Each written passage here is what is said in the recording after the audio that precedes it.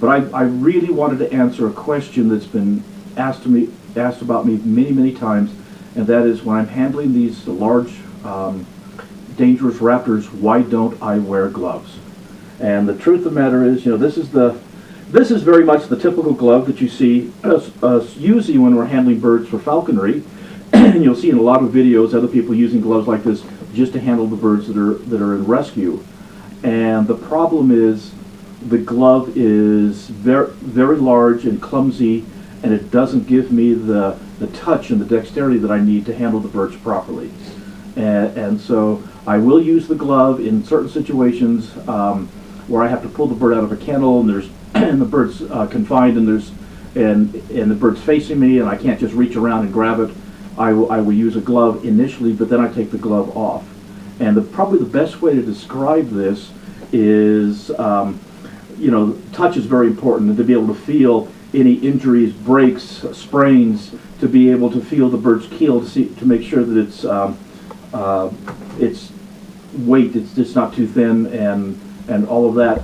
And it's kind of like, if you can imagine, putting on your shoes with a pair of gloves. Yeah.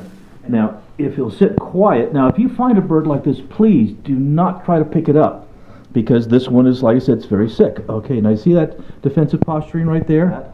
But that basically means that in this kind of a confined space, his fight or flight instinct is kicking in, which means if I reach any closer, he's going to try to attack my hand.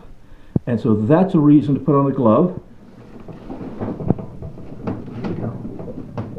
Come on, sweetie. Get the other foot. There we are, pretty boy. Get him on out here. Now, glove comes off, because now the glove is of no value to me. I've got his feet, as you can see right here.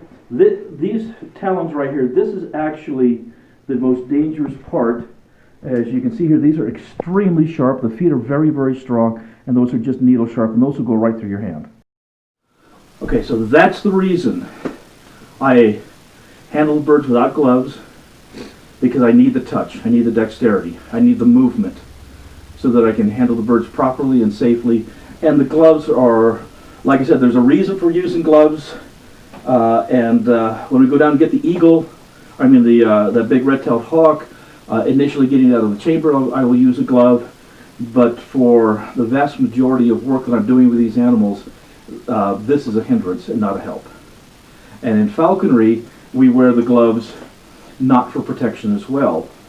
In falconry, we wear the gloves because our hands are thin and bony and makes a terrible perch, and the birds don't particularly like to sit on our hands. But a nice, thick, leather padded, soft glove gives the birds a much better grip on our gloves when we're holding them and walking around with them. And so the glove is actually, in falconry, for the bird's comfort, not for our protection.